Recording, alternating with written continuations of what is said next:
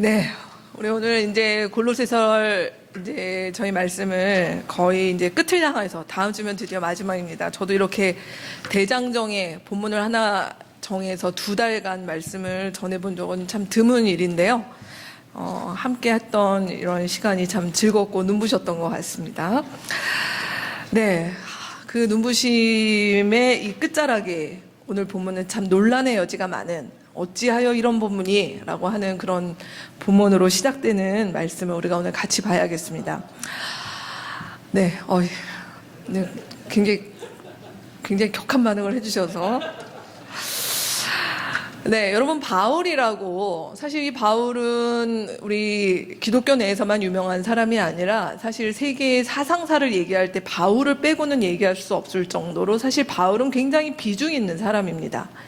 근데 바울은 그 비중이 있는 만큼 사실은 제가 제목도 정했는데 이슈메이커다.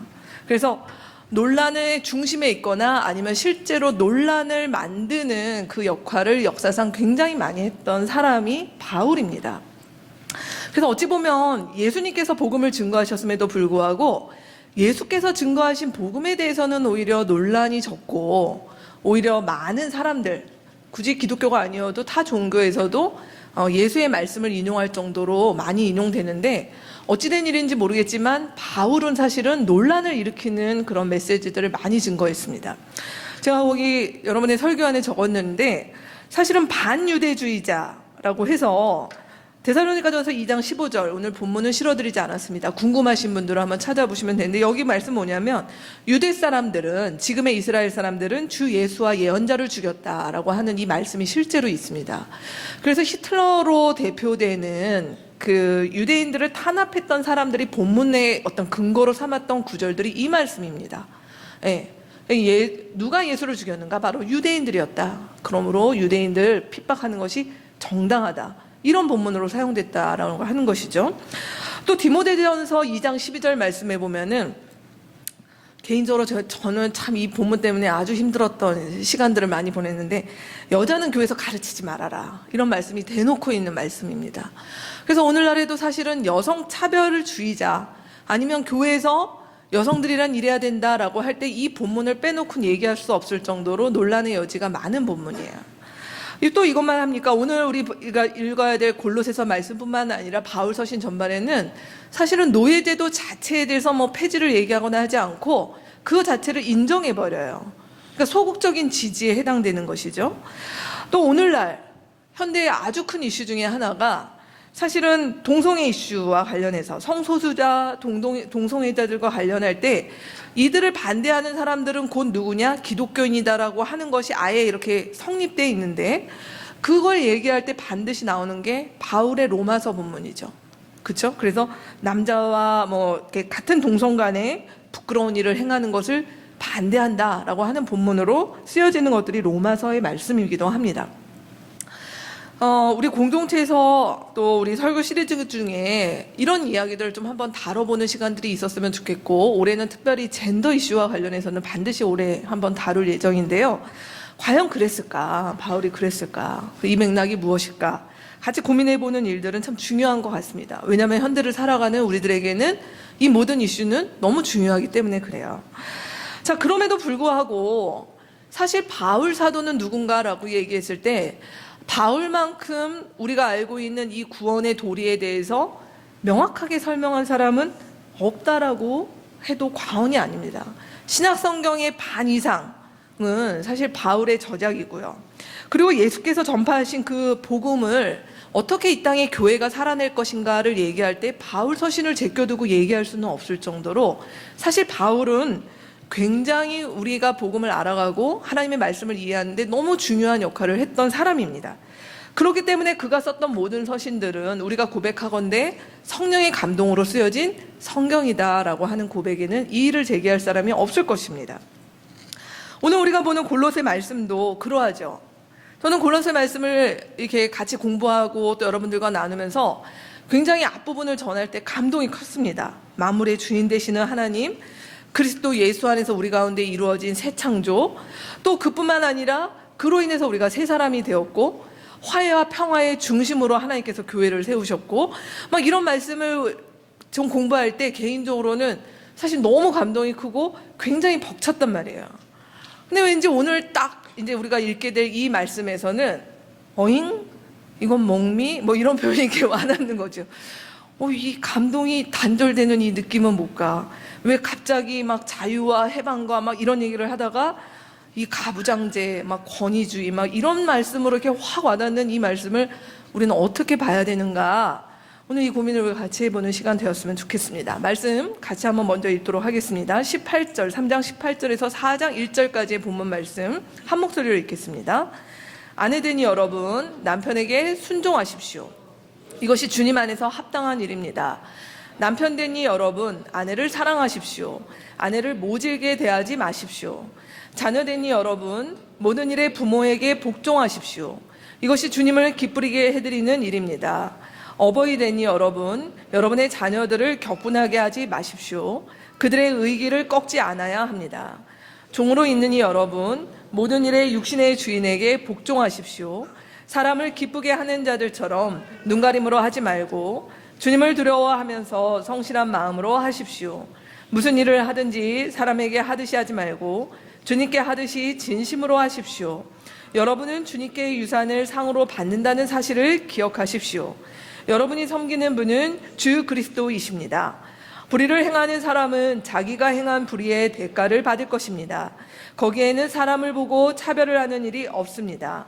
주인되니 여러분, 정당하고 공정하게 종들을 대우하십시오. 여러분도 하늘의 주인을 모시고 있다는 사실을 아시기 바랍니다. 네, 우리 엔지니어 팀 죄송하지만 혹시 히터를 반만 좀 줄여주실 수 있으실까요? 여러분 그렇게 춥지 않으시죠? 히터를 좀 반만 줄이겠습니다. 네, 자 이제 우리가 본문을 어떻게 우리가 볼 것인가 같이 고민해봤으면 좋겠는데요.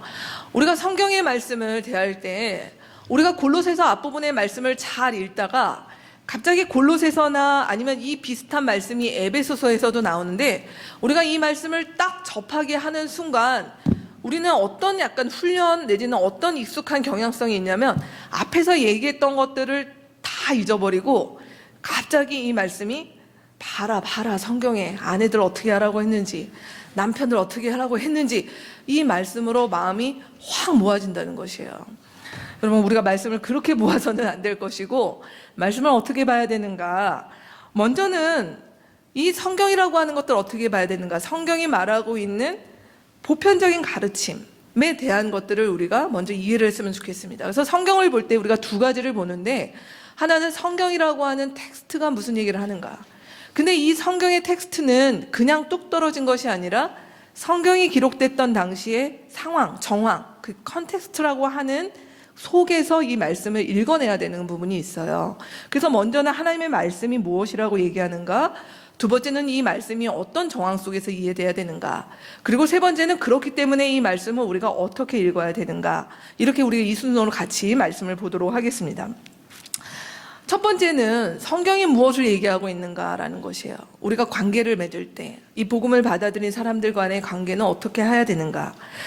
먼저 복음서에 보시면 우리가 구약까지 보면 오늘 시간이 없어서 저는 신약에서 같이 먼저 보도록 하겠습니다. 신약 말씀에 특별히 복음서의 말씀에 보면 여러분 이미 다 아는 말씀입니다. 우리 인간관계의 황금률 뭐 이렇게까지 표현하는 말씀들이죠.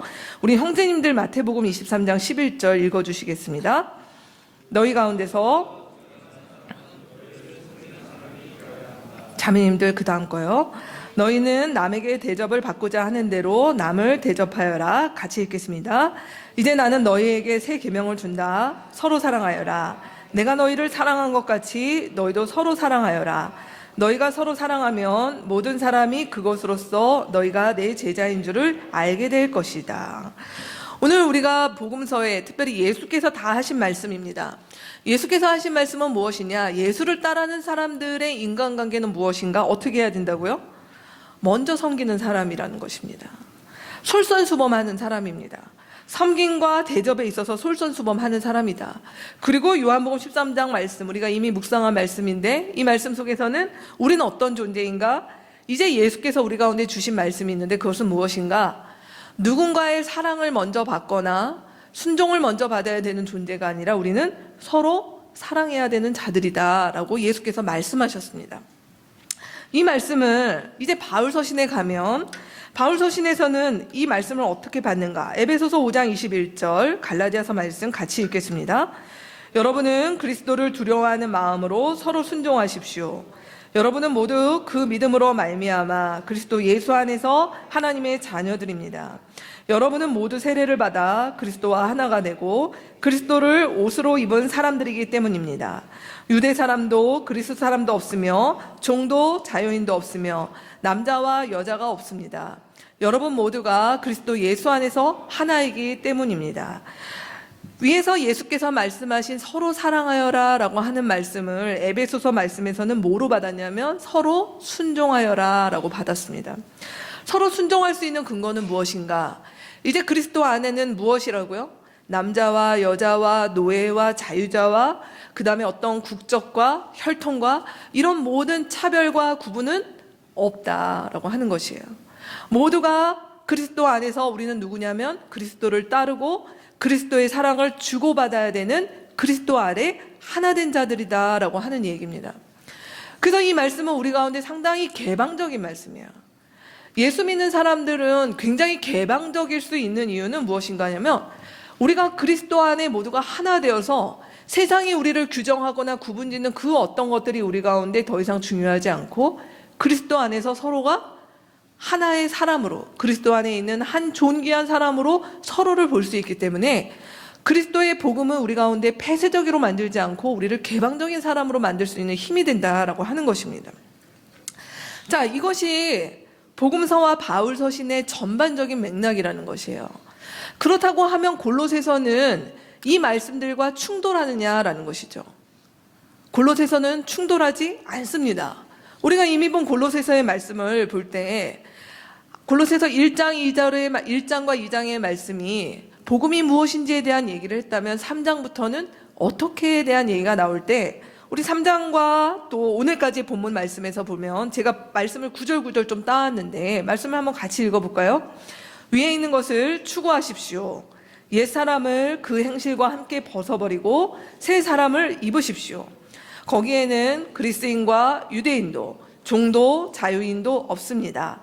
하나님의 택하심을 입은 사랑받는 거룩한 사람, 동정심, 친절함, 겸손함, 온유함, 오래 참음, 용납, 용서, 사랑, 평화, 말과 행동과 모든 것을 주 예수의 이름으로 하고 이것이 골로새서 후반에 나오고 있는 그리스도인들의 삶에서 추구해야 될 것들 사람들과의 관계를 맺을 때 어떻게 해야 되는가라고 얘기할 때 우리는 누구인가? 하나님의 택하심을 입은 사랑받는 거룩한 사람처럼 살아내야 된다. 그러면 그 사람은 어떤 사람입니까? 섬김을 받아야만 되는 사람이 아니라 먼저 어떻게 해야 된다고요? 섬기는 사람. 누군가에게 순종을 하거나 그 순종을 요구해야 되는 것이 아니라 어떻게 합니까? 서로 순종하는 사람. 그렇기 때문에 제가 아까도 얘기했지만 그리스도 예수 아래 이 세상의 어떤 구분과 차별에 매이지 않고 그리스도 안에서 이제는 누구로 만난다고요? 사람과 사람으로 만난다라고 얘기하는 것입니다. 이것이 성경이 말하고 있는 우리가 사람과 관계를 맺을 때의 대전제입니다. 그러면 두 번째, 오늘 본문에 나오고 있는 아내나 남편이나 자녀나 어버이나 부모나 종이나 주인이라고 하는 것을 우리는 어떻게 봐야 되는가라는 것이에요. 이것은 앞에서 얘기했던 사람과 사람으로 그리스도 안에 있는 한 귀한 자로 여기는 것에서 하나도 충돌되거나 단절됨이 없이 삶의 자리와 제가 거기 적었습니다. 삶의 자리와 위치와 그거는 누구든 간에 그리고 어떤 역할을 맡았는 간에 상관없이 그리스도를 주로 본받아 그리스도의 뭐를 실천하는 사람들입니까? 우리는 사랑을 실천하는 자로 부름받은 성도들이라는 것입니다. 우리의 삶의 자리가 아내냐, 여자냐, 종이냐, 어린아이냐 이거보다 더 중요한 부르심은 무엇인가? 그리스도의 사랑을 받고 그리스도의 사랑을 실천하고 드러내도록 부름받은 자라라고 하는 것이라는 거예요. 그러면 우리가 여기서 질문이 생기죠. 그러면 오늘 말씀을 아내들아 남편을 사랑하여라, 종들아 상전을 사랑하여라 이렇게 표현하면 되는 거를 왜 굳이 아내나 자녀나 아니면 종들에게 복종, 순종 이런 표현을 썼느냐라고 하는 부분이라는 것이에요. 그것이 바로 우리가 이 말씀을 어떤 정황 가운데서 이 말씀이 있었는가라고 하는 것들을 봐야 되는 부분인 것이죠. 그 정황은 무엇인가? 1세기 골로새 교인들이 처했던 상황이다라고 하는 것들을 염두에 둬야 된다라는 부분이에요. 우리가 아는 것처럼 1세기는 어떤 시기였습니까? 로마가 다스리던 시기였고 아직까지 근대화나 이런 것과는 거리가 먼 시기였어요. 그 시기에는 분명히 엄연한 계급, 신분, 차별이라고 하는 것들이 존재했던 그런 사회였다라고 하는 부분이에요. 그렇기 때문에 그런 사회에서는 순종이라고 하는 것, 순종은 그 사회의 그 계급이나 신분이나 여기서 아래에 있거나 아니면 약자에 해당되는 사람들에게 당연히 요구되는 삶의 자세였다, 자질이었다라고 하는 것이에요. 이건 사랑과 상관이 없어요. 내가 사랑하냐 안 하냐랑 상관없이 내가 여자면 뭐하는? 순종해야 되는, 내가 자녀면 순종해야 되는, 내가 노예면 순종해야 되는 것이 마땅하다라고 하는 것이 상식이요 규율이었다라고 하는 부분이었다는 것이에요. 자, 그런 사회 속에 바울이 여기서 여자들아 사랑하라, 사랑을 마음대로 할 수 있는 위치가 아니었다는 것이죠. 종들아 너의 주인을 사랑하라, 그것이 자유롭지 않았던, 그것들을 할 수 있는 위치에 놓여있지 않았다는 것이에요. 그렇기 때문에 오늘 바울이 얘기하고 있는 이 순종이라고 하는 것은, 바울은 이제 무엇을 얘기하는가? 이 순종의 의미를 여자들과 자녀들과 종들과 소위 말해 관계 속에서 약자에 해당되는 자들이 이미 알고 있는 이 순종에 대해서 재해석을 합니다. 너희가 알고 있는 순종, 너희가 약하기 때문에, 힘이 없기 때문에, 너희가 낮은 지위에 있기 때문에 순종했던 자들이 아니라 이제는 그 순종이 어떤 순종이라고요? 그리스도에게서 받은 사랑을 드러내는 순종이다라는 거예요. 그래서 이 순종은 다른 말로 하면 이렇게 얘기했던 것이죠. 바울이 얘기하는 것은 이 순종은 굴종이나 아니면 억지거나 하는 순종이 아니라 그리스도처럼 사랑하는 그 모양이, 그리스도처럼 사랑하는 그 모습이 바로 순종이다라고 이야기를 하며 이 순종을 재해석해 준다라는 것이에요. 그래서 오늘 말씀은 이렇게 해석이 됩니다. 남편이나 부모나 주인만 사랑할 수 있는 것이 아니라 이 말씀을 읽고 있는 1세기 골로새 교인들한테는 뭐라고 바울이 얘기하는 거냐? 아내나 자녀나 종도 뭐 할 수 있다고요? 사랑할 수 있다는 것이에요. 너희도 사랑하라라는 것이에요. 그리스도처럼, 그리스도께서 하셨듯이, 이 말씀이라는 것입니다. 자, 이것이 1세기 이 말씀을 받았던 사람들이 놓였던 정황이었어요. 근데 이 말씀이 이제 세월이 흘러 2000년이 흘러 이제 현대를 살아가는 우리에게는 어떻게 다가옵니까? 우리는 이제 사실은 우리 눈에 보이는 한국 사회에서는 또 다른 새로운 계급과 신분과 차별이 있긴 하지만 그래도 1세기 때에 비하면 그래도 지금 우리가 살아가고 있는 이 세상에는 평등이나 아니면 인권이나 특별히 아니면 우리 여성들의 해방이나 그리고 노예 해방 이런 부분들은 과거 시대의 이야기로 많이 되었었죠. 그래서 상당히 그것들은 이미 우리 가운데 구현됐다는 것이에요. 이런 사회의 분위기 속에서 저를 포함해서 이 자리에 있는 여성분들이나 아니면은 뭐 여기 성경이 말하고 있는 뭐 노예 이런 건 지금은 현재 법적으로는 없으니까요. 거기에 해당되는 사람들에게 이 순종이란 단어를 들이밀면 어떻습니까? 반감이 드는 것이에요. 아, 성경이 너무 시대착오적이지 않은가? 지금 뭐 페미니즘이나 여성의 이 권리와 이것들을 얼마나 해야 되는 시대에 이 성경이 뭔가 이건 아니야. 성경의 이 부분은 빼버려야겠어. 성경의 이 부분은 받아들일 수 없어. 이렇게 된다는 것이에요. 그래서 이 순종이라고 하는 단어는 사실 오늘날 교회에서 얘기할 때 생각보다 많은 한국교회 강당에서 이 순종을 그냥 여자니까 순종하고 이렇게 얘기를 하는 순간 이 말씀 때문에 시험이 들어 교회를 떠나는 자매들이 많습니다. 사실입니다. 그래서 심지어 여자들만 모이는 교회도 한국교회에 있어요. 그것이 성경이 말하는 거냐라고 하는 부분인 것이죠. 오늘 이 말씀은 이제 시간이 거슬러 우리 가운데 이 순종이라고 하는 것이 뭐냐라는 것이에요. 우리가 가지고 있는 현대에 살아가고 있는 우리들이 순종에 대해서 성경이 뭘 말하고 있는지에 대해서 생각하지 않고 그저 순종에 대해서 편견을 가지고 있는 것들에 대해서 오늘 복음은 무엇이라고 얘기하냐, 그 순종에 대한 편견을 극복하라라고 하는 것이에요. 그래서 이 순종이라고 하는 말을 다시 구속하라, 회복하라라고 하는 것이죠. 어떻게 해요? 우리는 이제 이 순종이라고 하는 말씀도 받아들여야 돼요. 그리스도께서 하셨던 것처럼. 그리스도께서 삼위 하나님께서 서로가 서로에게 순종하셨던 것은 무엇이 모자라서거나 아니면 계급과 지위가 낮아서거나 하는 것이 아니라 그 순종은 사랑의 다른 이름이었다라고 하는 것이에요. 그래서 이 말씀을 오늘 본문은 어떻게 해석될까요? 순종은 더 이상 아내나 자녀나 종들만 순종하는 것이 아니라 누구도 순종해야 된다고요? 남편도, 부모도, 주인도 순종하라는 것이에요. 오늘 말씀이 이렇게 보여지십니까? 이 말씀을 약한 사람들은 순종하는 것이고 주도권을 진 사람은 사랑하는 것이야, 이렇게 보라는 말씀이 아니라는 것이에요. 순종과 사랑은 같은 표현인 것입니다, 성경의 맥락에서. 자, 그러면 이제 이 말씀을 우리는 어떻게 읽을 것인가? 제가 성경이 말하고 있는 전반적인 흐름, 그리고 이것을 기록했던 삶의 정황과 우리 삶의 정황에 대한 이야기를 같이 나눴어요. 그럼 이 말씀을 우리가 어떻게 읽어야 되는 것이냐는 거예요. 오늘 말씀은 세트로 읽어야 되는 것입니다. 첫 번째, 제가 이 세트라고 하는 표현을 좀 고심을 했었는데 저한테는 이게 그냥 제일 적절한 것 같아서, 무슨 말씀이냐면 아내와 남편은 같이 읽어야 되는 거예요.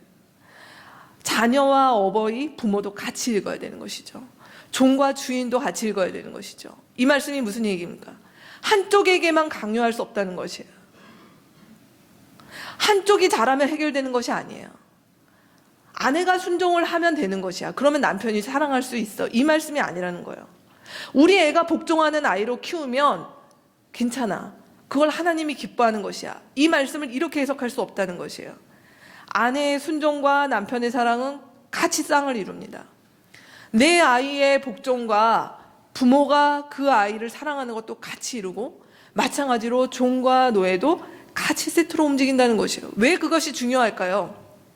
이제 이들은 나에게 사랑을 해야 되거나 나에게 순종을 해야 되는 다른 존재가 아니라, 성경이 말하고 있는 것은 무엇이냐? 아내와 남편과 자녀와 부모와 종과 주인은 누구인가? 그리스도 안에서 가장 가까우면서 가장 많은 시간을 보내는 지체라는 것이에요. 우리가 그리스도의 몸을 세워간다라고 얘기할 때 가장 가깝게, 가장 시간을 많이 보내고 있는 존재, 이것은 우리의 결혼과 뭐 이런 것과 상관없이 내가 가장 시간을 많이 보내며 가장 가까운 자들과 그들과 지체됨, 그들이 그리스도 예수 안에서 자라고 지체로서 하는 일과 상관없는 신앙생활은 위선입니다. 우리에게 주님께서 주시는 아주 중요한 것은 우리에게 주신 가장 가까운 이들과 지체됨을 누리라. 그들이 지체로서 건강하고 제대로 자랄 수 있도록 하는 것이 우리의 부르심이다. 그리고 그 지체들이 건강하게 자랄 때 비로소 나도 건강할 수 있다. 그럼 이 말씀 무슨 얘기일까요? 내 아내가, 내 남편이, 나의 아이가, 나의 부모가, 그리고 이 사실 종과 주인의 관계라고 하는 부분은 오늘날 적용하기 좀 애매하잖아요. 우리의 일터로 가져가기에도 맞는 부분도 있고 아닌 부분도 있습니다. 여하튼 그래서 오늘 말씀은 같이 읽어야 된다라는 것이에요. 그러면 같이 있는 것이 뭐냐, 세트로 있는 것이 뭐냐라는 것이죠. 첫 번째, 오늘 본문에서 이 말씀을 처음 받았을 때 분명히 1세기 이 말씀을 받았던 골로새 교인들의 상황 속에서는 이 말씀 앞에 강자와 약자의 구분이 선명히 있었어요. 그것은 사회적인 상황에서 여실히 드러나는 것이었어요. 누가 강자입니까? 남편들, 부모, 주인, 강자입니다. 오늘 말씀은 첫 번째로 그들이 말씀을 어떻게 읽어야 되느냐, 오늘 말씀에 보면 남편들에게 주는 교훈은 19절 말씀입니다. 뭐라고요? 같이 읽어볼까요? 아내를 모질게 대하지 마십시오라는 것이에요. 아내를 모질게 대한다. 이 모질게라고 하는 말을 풀면 이런 거야. 아내를 괴롭게 하지 말라는 것이에요. 아내를 화나게 하지 말라는 것이에요. 아내의 마음속에서 쓴물나게 만들지 말라는 것이에요. 이게 한국말로 하면 뭡니까? 화병을 만들지 말라는 것이죠. 아내가 화병나게 만들지 말아라 라고 하는 것이에요. 이게 왜 중요할까요? 남편들이 고민해야 되는 지점은 무엇인가? 아내가 화병이 나고 있어요. 속이 괴로워요. 화나고 있어요. 그러면서 나는 사랑하고 있어. 당신은 왜 순종을 못하는데? 이렇게 되기 시작하면 어떤 일들이 벌어질까요?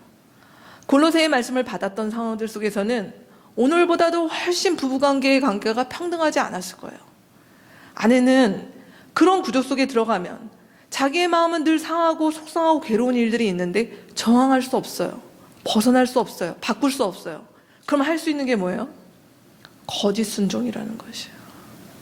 순종하는 척하는 것이라는 거예요. 겉으로는 미워하고 속으로는 미워하고 속으로는 딴 걸 하더라도 자기의 상황 속에서 강자와 약자라고 하는 구조 속에서는 자기가 할 수 있는 방법은 뭐냐면 거짓 순종을 하는 것이에요. 사랑하는 척을 하는 것이에요.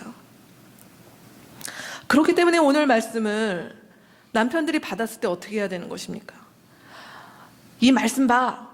나를 사랑하라고, 남편을 존중하라고, 순종하라고 이렇게 받아야 되는 것이 아니라 내 아내의 마음의 소리를 들어야 되는 거예요. 내 아내가 정말 나를 순종하는가? 나를 정말 사랑하는가? 진심으로 진정으로 하고 있는가? 만약 그러하지 못하다면 어떤 지점이 내 아내로 하여금 슬프게 하는가? 내 아내가 괴롭게 하는가? 내 아내의 마음 가운데 쓴물이 나게 하는가라고 하는 것들을 보라라고 하는 것이에요. 그래서 아내가 정말 진정성 있는 순종을 할 수 있도록 내가 어떻게 해야 되는 것이에요? 내가 바꿔야 되는 것이죠. 내가 변해야 되는 것이죠. 내가 그 일을 들어야 된다라고 하는 것이에요. 그렇지 않으면 아내는 뭐 할 수 있다? 거짓 순종을 한다는 것이에요. 척한다는 것이에요. 이것은 오늘날에도 그닥 다르지 않은 것 같습니다. 오늘날에도 우리 사회에 뭐 황혼 이혼이 는다, 뭐 많은 일들이 부부간에 불화가 있다라고 얘기할 때 이 지점에서 해결책이 있지 않을까 생각이 듭니다. 두 번째 말씀도 비슷합니다. 부모들에게 주는 교훈 21절 말씀 같이 한번 읽어보겠습니다. 자녀들을 격분하게 하지 마십시오. 그들의 의기를 꺾지 않아야 합니다. 어떤 부모가 자녀들을 격분하는 것이 취미이겠습니까? 다 내 자녀들이 잘 되기를 바라고, 내 자녀들이 신앙생활 잘하기를 바라고, 내 자녀들이 예수 잘 믿기를 바라는 마음을 안 가진 부모는 없습니다. 그렇기 때문에 우리가 어떤 말들을 하는데 왜 자녀들은 격분하냐는 것이에요. 오늘 말씀에 보면 이 격분하다라고 하는 말씀도 사실 아내들한테 했던 모질게랑 상당히 비슷해요. 격분하다는 말은 무슨 얘기예요? 내 자녀들의 마음을 자극하지 말라는 거죠. 열받게 하지 말아라. 분노하게 하지 말아라. 그러면 왜 내 자녀들이 분노하고 열받고 이럴까요? 아무리 옳은 얘기를 하더라도 강요할 때, 압박할 때, 일방적으로 얘기할 때, 그리고 그 모든 것들이 사실은 신앙적인 언어, 예수 잘 믿어야 돼, 교회 열심히 다녀야 돼, 뭐 성경 읽어야 돼 라고 얘기하지만 그것이 전달되는 과정 가운데서 내 자녀의 마음 가운데 분노와 열을 받게 하는 일들이 있기 시작하면 어떤 일들이 있는가? 오늘 말씀에 의기가 꺾여진다. 이 의기라고 하는 말, 꺾인다는 말은 낙심한다, 마음이 상한다라는 얘기예요. 나는 자녀를 사랑한다고 했는데 어느덧 내 아이의 마음 가운데 뭐가 자라고 있다고요? 마음이 좌절돼요. 마음에 분노가 가득해요. 마음이 상해 있어요. 낙심돼 있어요. 이럴 수 있다라고 하는 것이에요. 그렇기 때문에 오늘 말씀이 우리 가운데 주는 얘기는 그거예요. 우리 아이들한테 봐봐, 하나님의 말씀이 뭐라고 돼 있어? 엄마 아빠한테 순종해, 부모에게 복종해, 이것이 아니라는 것이에요. 부모가 지켜봐야 되는 것은 무엇입니까? 내 아이가 나에게 복종하는 척을 하냐는 것이에요. 내 아이가 지금 순종하는 척하느냐는 것이에요. 자녀들은 언제까지 그럴 수 있을까요? 아직은 부모에게서 자유롭지 못하고 부모의 뭐 어떤 안정적인 것과 돈과 이런 모든 것들이 있기 때문에 사실은 폭탄 같은 분노를 하고 있는 것이죠. 때가 되면 터질 건데 지금은 터지면 안 되는 시기니까 지금 누르고 있는 그런 복종을 하고 있을 수 있다는 것이에요. 근데 이게 시간이 지나면 언제라고요? 우리 중에 그런 경험들 다 하신 적 있으시잖아요. 그죠? 때가 되면 터집니다. 사실 뭐 이러면서 이제 막 터지기 시작한다는 것이에요. 그래서 오늘 말씀은 부모된 자들에게 무엇이라고 얘기하냐? 내 자녀의 복종과 순종을 강요하기 전에 내 아이가 나를 향하여서 진정 어린, 진심 어린 그 복종을 하고 있는지 부모로서 지켜봐야 된다. 그리고 혹시 우리는 완벽할 수는 없지만 그들로 하여금 그것이 계속 쌓이게 누적하고 있다면 들여다봐야 되는 것이다. 때로는 사과해야 되는 것이에요. 때로는 기다려줘야 되는 것이에요. 이게 오늘 하나님의 말씀 가운데 이야기하고 있는 것입니다. 세 번째, 주인과의 관계, 종들에 대해서 주인에게 하시는 말씀, 1절 말씀입니다. 같이 읽어보겠습니다. 정당하고 공정하게 종들을 대우하십시오. 정당하고 공정하게, 이 말은 의와 공평입니다. 의와 공평을 행하시는 분은 누구십니까? 하나님이시죠. 주인들에게 주는 말씀은 굉장히 강도가 높습니다. 무엇입니까? 주인으로서 오늘날로 얘기하면은 뭐 고용주가 될 수도 있겠습니다. 갑을 관계에 놓인 사람들 중에 갑에 해당되는 사람들일 수도 있겠습니다. 어떻게 하라고요? 하나님처럼 일하라는 것이에요. 하나님처럼 경영하라는 것이에요. 왜요? 오늘 말씀이 가르쳐주는 아주 중요한 거는 뭐냐면 너가 하는 일들 가운데 주인인지는 모르겠지만 이 세상에 그 누구도 예수 그리스도를 주로 고백하는 사람들이라면 그들은 누구냐고요? 하늘 주인을 모시는 종이다라는 얘기예요. 그래서 마찬가지 얘기가 되겠죠. 주인된 자들이 자기의 이 시기에 오면 노예들에게, 노예된 그리스도인들에게 순종과 복종을 강요하며 그들로 하여금 마음 가운데 억울함이 쌓이도록 하는 일들이 아니라 저 주인이 나를 향하여서 존경과 존중과 이런 것들이 있는가, 저들의 복종의 진정성이 있는가, 그것들을 하도록 방해하는 것은 무엇인가 보라 하는 얘기가 되는 것이라는 것이에요. 그래서 오늘 말씀은 각자에게 주는 말씀, 심지어 이 말씀을 자기에게 받지 않고 자기의 짝을 이루는 자들에게 우리는 많이 적용하잖아요. 그렇게 보는 말씀이 아니라 오늘 말씀은 남편 된 자들, 부모 된 자들, 주인 된 자들, 사실 더 우위에 놓여 있고 더 많은 것들을 가지고 있고 더 많은 결정을 할 수 있는 자들이 훨씬 더 책임감을 가지고 훨씬 더 섬세하게 그 관계에 놓인 자들을 지켜보고 봐야 된다라고 하는 말씀이다라는 것이에요. 자, 그렇다면 이제 이 관계의 반대에 있는, 이 관계의 반대에 있는 뭐 약자라고 표현할 수 있겠습니다. 그들은 어떻게 봐야 되는가라고 하는 것이에요. 오늘 에베소서 이 골로새서 말씀에 재밌는 것은 아내나 자녀나 종에 대한 교훈을 주실 때 반드시 나오는 것이 뭐냐면 주님과 관련해서 이 말씀들이 언급되어지고 있습니다. 왜냐하면 이들은 사실은 제가 아까 처음에도 얘기했지만 아내된 자들이, 자녀된 자들이, 종된 자들이 반대에 해당되는 남편과 부모와 주인과 대등하게 무엇인가를 조율하고 소통할 수 있지 않다는 것이에요. 그래서 그들은 무엇을, 어떤 관점을 유지해야 되는가, 이 관계에서 때로 삐그덕대고 원치 않는 일들이 있다 하더라도 아주 중요한 것은 뭐냐면 그들의 위에, 그들과 관계하고 있는 자들 위에서 다스리시는 주님에 대한 시각을 열어라 라는 말씀이 오늘 말씀인 것입니다. 그래서 아내된 자들에게 남편을 어떻게 순종하라고요? 남편을 어떻게 사랑하라고요? 주님 안에서 사랑하라는 것이에요.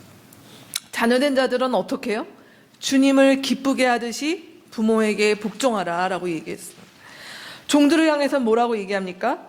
주님께 하듯이 라고 단서가 다 붙었습니다. 바로 무슨 얘기입니까? 내가 사랑해야 되는 나의 남편이 비록 그가 주님 같지 않은 모습들이 드러날 수 있어요. 내 부모가 주님 같지 않을 때, 나의 주인이 주님 같지 않은 일들이 분명히 있어요.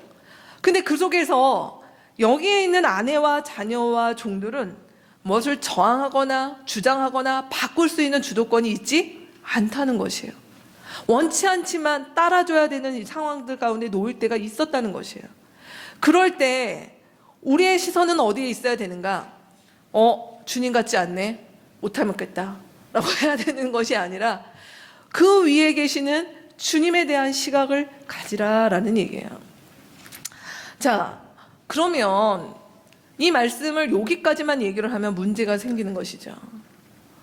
왜냐하면 남편과 또 부모와 또 주인의 모습이 주님 같지 않은, 또 주님처럼 보이지 않는 부분들을 어디까지 포용하고 받아줘야 되느냐라는 부분인 것이에요. 이 말씀을 잘못 해석하면 이렇게 되는 것이에요. 아내된 자들이 고민이 있습니다. 어떤 분이 고민이 있습니다. 알고 보니 남편이 도박 중독이에요. 집에 재산이라고 하는 걸 다 말아먹고 이제는 막 사채와 이 일들을 써요. 이 말씀을 딱 들이댑니다. 보세요. 아내된 자 남편에게 순종하라고 그랬어요. 이혼도 하지 말라고 그랬어요. 성경에.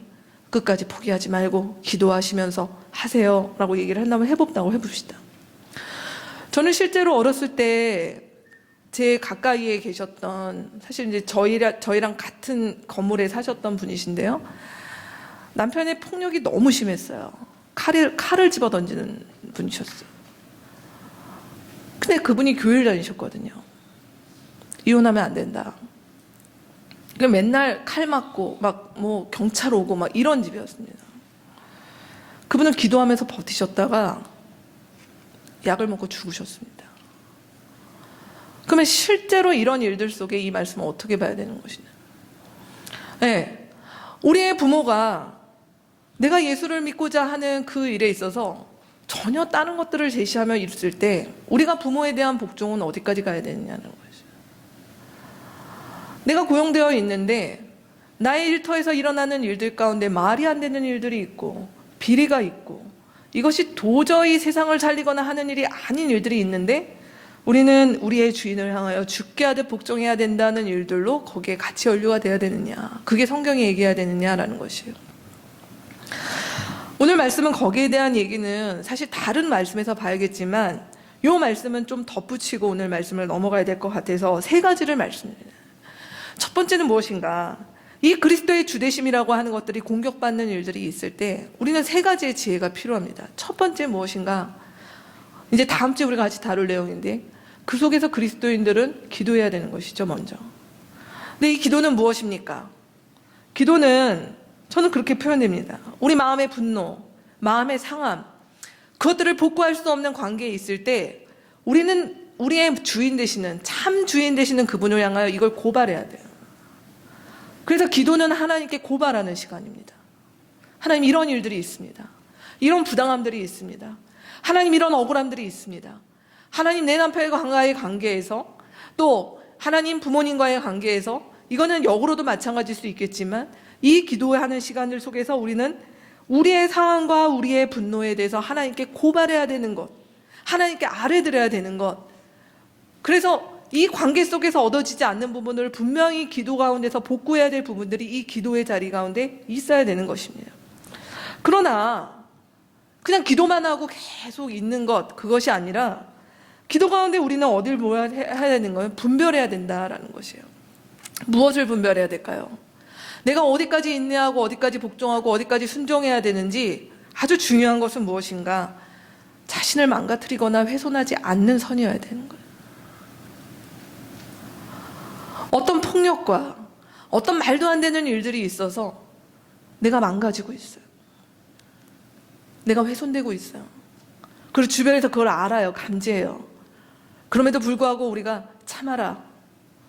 그리스도께서 힘을 주실 것이야 라고 하는 말은 폭력입니다. 그걸 우리는 같이 분별하고 우리의 존엄함이 주님께서 우리 가운데 불러주신 그 존귀함들이 훼손되지 않는 것이 무엇인지 같이 고민하며 실험하며 그 선을 분별하는 것이 지혜입니다. 또 그뿐만 아니라 무엇이 악을 방조하고 있는 것인가에 대한 분별도 있어야 된다는 것이.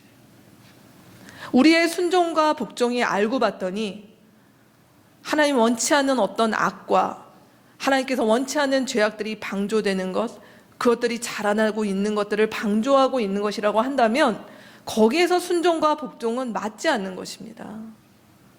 그것이 여기에 말씀하시는 주 안에서 죽게 하듯이 라고 하는 말씀에 들어있는 것이에요. 우리 주님은 우리 가운데 그런 걸 요구하시는 분이 아니잖아요. 우리 주님은 우리 가운데 그렇게 대우하시는 분이 아니시잖아요. 그렇기 때문에 이 복종과 순종은 맹종, 무조건 이것이 아니라 분별하면서 하라라고 하는 말씀이 포함되어 있는 것이죠. 그렇기 때문에 도저히 이 상황 가운데서 참을 수 없는 일들, 지금 얘기했던 그 선을 넘어가는 일들이 있을 때 거부할 수 있어야 돼요. 그것이 용기입니다. 그것이 지혜입니다. 그래서 우리 중에 어떤 일들은, 사실 이 말씀은 되게 조심스러운 말씀인데요, 이런 부부관계 일들 가운데서 도저히 회복이 안 되는 일들이 있을 때 별거나 때로는 이혼하는 일들에 대해서 우리는 이 앞에 본 것들을 다 무시하고 이혼하면 안 돼, 하나님 원하지 않아, 이렇게 이야기할 수 없다는 것이에요. 부모님과의 관계에서 도저히 회복될 수 없고 악화될 수 있는 악화만 되기 때문에 연락이 두절된 상태 가운데서 있는 가정들이 있습니다. 그것은 효도를 안 하거나 뭔가 그의 마음에 문제가 있어서가 아니라 이 맥락과 일들을 우리가 살피면서 그런 시간을 보내고 있는 자들이 있다면 어쩌면 우리는 존중해주고 같이 기도해야 될 필요가 있다는 것이에요. 우리 가운데 직장에서 내부 고발자의 일들을 하는 것, 이런 불리한 일들에 대해서 저항하는 것, 혹시 이런 일들 때문에 노조를 만들거나 아니면은 경영자의 반대편에 서서 하는 일들을 하고 있다면 사실은 그것이 그리스도인으로서 마땅하지 않은 것이다 라고 하는 것이 아니라 같이 같은 맥락 속에서 고민해보고 기도해볼 여지가 있다는 부분입니다. 제 마지막 말은 여러분이 잘 들으셔야 되는 부분이에요. 아, 목사님이 이혼해도 된다고 그랬어, 이렇게 이거 아닙니다. 이거 분명히 말씀드렸습니다. 자, 그렇다면 오늘 이 말씀이 우리 가운데 주는 게 뭐냐는 것이에요.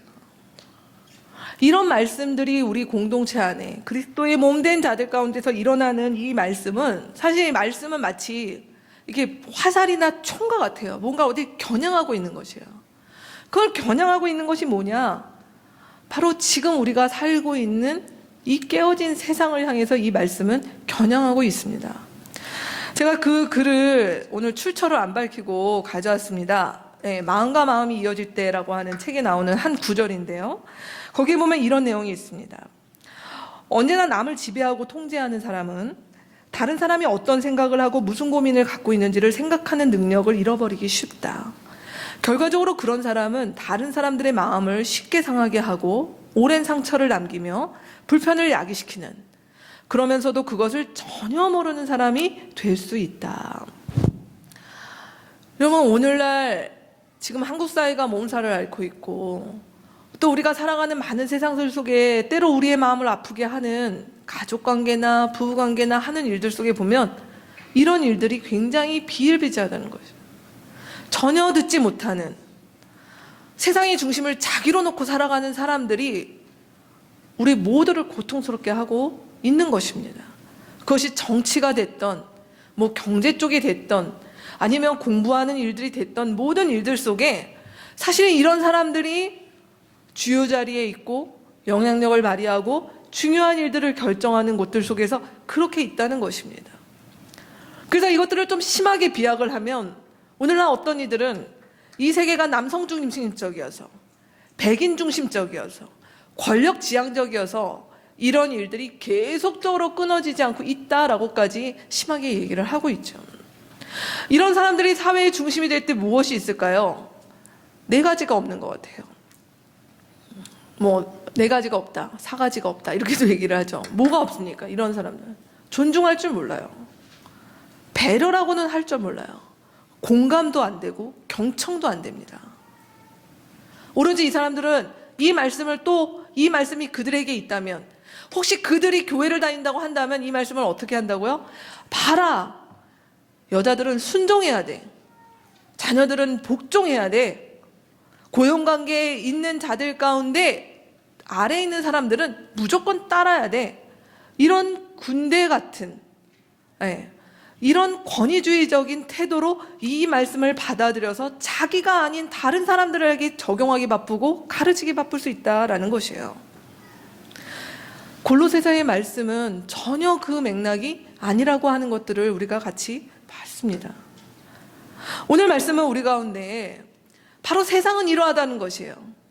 세상은 이렇게 이 깨어진 세상에서는 남을 지배하고 통제하고 우위에 서 있고 자기가 주도권을 가지고 있고 다른 사람의 순종과 복종을 강요할 수 있는 자리에 놓인 사람들이 좌지우지하는데, 성경이 말하고 있는, 예수께서 우리에게 말씀하시고 있는 골로새서의 1장부터 말씀하고 있는 새 창조를 살아가는 그 새 창조의 시대가 열린 곳에서 어떤 일들이 있는가? 우리 맨 처음에 나눴던 요한복음 예수님의 말씀이 실제로 이루어지는 것이라는 거예요. 그 말씀은 뭡니까? 예수님 말씀하셨어요. 내가 새 계명을 준다. 어떻게 하라고요? 서로 사랑하여라. 내가 너희를 사랑한 것 같이 서로 사랑하여라. 우리가 사랑하는 모습을 볼 때 이 세상에서 어떻게 되십니까? 우리가 예수님의 제자인 것을, 우리를 통해서 하나님의 나라가 시작된 것을, 우리를 통해서 이 깨어진 세상의 논리가 아닌 다른 일들이 일어나고 있는 것들을 보게 될 것이다 라고 이야기하고 있다는 것이에요. 이 세상은 열심히 구분합니다. 열심히 구별합니다. 차별합니다. 근데 그리스도인들은 어떻게 한다고요? 우리는 그 모든 것들을 떠나고 그 구별과 차별과 그 위아래로 나누는 것들을 없앰으로 말미암아 세상과 구분되는 것이 우리라는 것이에요. 그럼 오늘 말씀을, 요한복음 13장 34절과 35절의 말씀을 사랑이란 말 대신에 순종으로 넣어서 같이 한번 읽어봅시다. 같이 읽겠습니다. 이제 나는 너희에게 새 계명을 준다. 서로 순종하여라. 내가 너희에게 순종한 것 같이 너희도 서로 순종하여라. 너희가 서로 순종하면 모든 사람이 그것으로써 너희가 내 제자인 줄을 알게 될 것이다. 이 말씀은 이렇게 읽어도 무방합니다. 이것이 오늘 우리 주님이 우리 가운데 주신 말씀이요, 골로새서의 뒷부분이 우리 가운데 말하고 있는 부분인 것입니다. 말씀을 맺죠. 사실은 오늘날 우리 그리스도인들 가운데서도 우리 이런 경우가 있어요. 사랑은 할 수 있는데 순종이 어렵다. 이해되시나요? 사랑은 그래도 할 수 있는데 순종? 이걸 구분한다는 말이에요. 사랑은 할 수 있고 순종은 어려운 것이, 이게 편견인 것입니다. 성경은 우리 가운데 뭘 얘기합니까? 그리스도 안에 사랑이 순종이고 순종이 사랑이라는 것입니다. 그래서 사랑은 남자나 아니면 부모나 주인이 하고, 순종과 복종은 아내와 자녀와 노예가 하는 것이 아니라 우리 모두가, 우리의 삶의 자리가 아내든지 남편이든지 부모진든지 자녀든지 종이든지 주인이든지 간에 우리 모두는 그 있는 자리에서 그리스도께서 우리를 사랑하시고 그리스도께서 우리에게 순종의 보인을 보이셨던 것처럼 우리가 그렇게 순종하고 그렇게 사랑하는 자들로 주님이 우리를 부르셨다라고 하는 것입니다. 그러기에 가장 가까운 데 있는 사람들, 가장 많은 시간들을 보내는 그 관계 속에 우리가 그리스도의 사랑과 순종을 실천하고 배우는 일들을 통하여 이 세상 가운데 하나님의 나라가 왔음을, 이 세상 가운데 그리스도께서 새 창조를 시작하고 있음을 드러내라고 주께서 우리를 부르셨다라고 하는 것입니다. 여러분, 우리 공동체 바로 그 일인 것입니다. 이제 더 이상 우리 안에 가지고 있었던, 또 우리 안에 이미 어쩌면 우리가 한국 사회 안에서 또 이 땅을 살아가면서 가지고 있었던 그런 어떤 편견들, 선입견들이 아니라 성경이 말씀하시고 있는, 이제 내가 주의 다스림을 받고 새 창조를 살아가는 자로 하나님 앞에서 서로 순종하겠다. 내 남편과 내 아이와 또 내 아내와 내 부모를 향하여서 그 순종과 사랑을 배워가며 실천하며 살아가겠다. 그리고 그 일들은 그냥 구호가 아니라 실제 우리의 삶 가운데, 매일의 일상 가운데 많은 시간을 보내는 일들 가운데 있기를 주님의 이름으로 부탁드립니다. 같이 기도하겠습니다.